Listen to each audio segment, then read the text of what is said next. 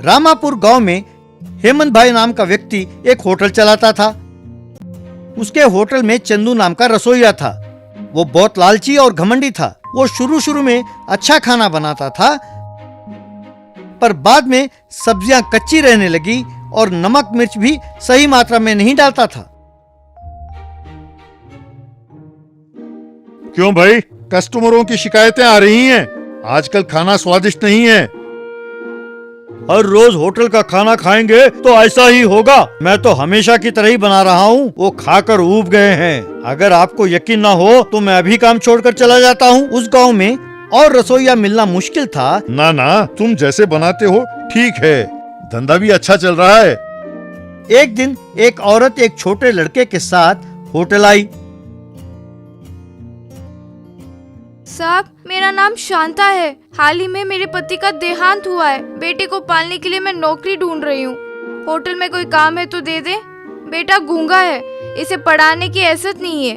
कोई काम हो तो हम दोनों करेंगे, बस खाने के लिए दे दे। हम दोनों यहीं किसी कोने में रह जाएंगे। उस पर रहम आया और वो मान गया।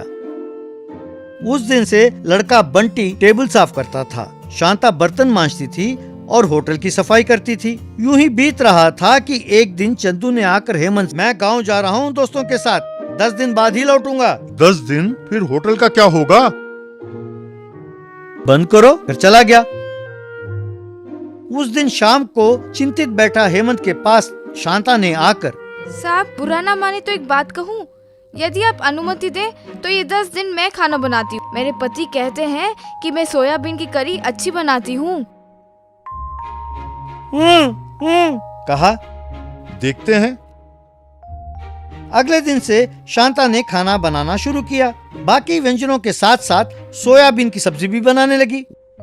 उसे खाकर एक कस्टमर, इसे कहते हैं सब्जी। इतना स्वादिष्ट सब्जी मैंने जिंदगी में कभी नहीं खाया। अगर आपको ऐतराज ना हो तो क्या मैं ये जान सकती हूँ कि सोयाबीन सब्जी आपने कैसे बनाया है? बहुत खुश हुआ। शांता और बंटी भी खुश हुए। यूं उन 10 दिनों में होटल में 10 गुना ज्यादा लोग आने लगे। वहाँ का खाना स्वादिष्ट होने के कारण, खास तौर पर सोयाबीन की सब्जी अद्भुत होने के कारण लोग मजे लेकर खाने लगे। 10 दिनों बाद चंदू ने आकर भीड़ को देखा तो हैरान हो गया। आज से हमारे होटल में शांता हेड कुक है। तुम उसके असिस्टेंट बनकर काम करना चाहो तो करो, वरना तुम्हारी मर्जी। चंदू घबराकर मान गया। उस दिन से शांता खाना बनाने लगी, चंदू सब्जी काटने लगा। वो सोचने लगा इसे किसी भी तरह यहाँ से भगाना होगा। हेमंत भाई शांता को अच्छी तनख्वाह देते थे। एक दिन शांता सोयाबीन सब्जी बनाकर गई तो चंदू ने आकर उसमें नमक का सारा पैकेट उंडेल दिया। उसे खाकर कस्टमर ने उसे थूक दिया। यूं हर रोज चंदू उस सोयाबीन करी में नमक या मिर्ची मिलाने लगा। एक दिन बंटी ने उसे देख लिया। चंदू ने देख लिया और, क्यों रे गूंगे, अब तू जाकर बताएगा क्या? तू बताएगा तो भी वो समझ नहीं पाएंगे कहकर हंसने लगा। एक कस्टमर, बाप रे, मिर्ची कहकर चिल्लाता हुआ चला गया।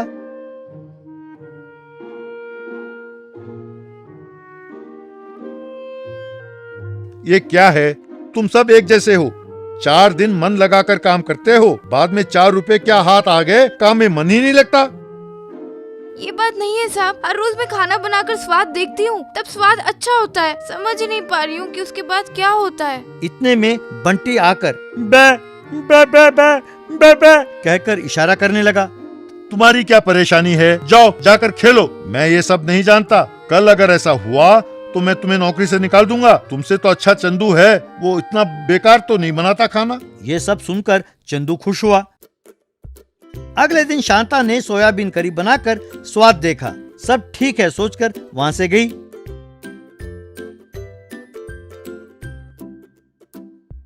बंटी ने तुरंत आकर जमीन पर नारियल का तेल गिराया। बाद में चंदू मिर्ची का डब्बा लेकर धीरे से वहां आया। पैर फिसलकर मुंह के बल गिरा। आय रे, कमर टूट गया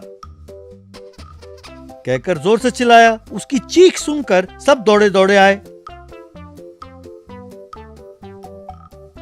हेमंत और शांता चंदू के हाथ में मिर्ची का डब्बा देखकर चौंक गए। हेमंत को सारी बात समझ में आई। हेमंत, तो ये सब तू कर रहा था, खामखा मैं इसे डांट रहा था। तुरंत यहाँ से चले जाओ, अगर आसपास भी दिखाई दिए तो पुलिस को कंप्लेंट कर दूंगा। वो जाने लगा तो बंटी उससे बा बा कहकर बुलाया। चंदू ने उसकी ओर देखा तो नारियल के तेल का डब्बा दिखाते हुए बा बा बा बा बा बा कर कर चिढ़ाया। चंदू शर्मिंदा हुआ। उस दिन से होटल अच्छा चलने लगा। शांता बंटी को स्कूल भेजने लगी।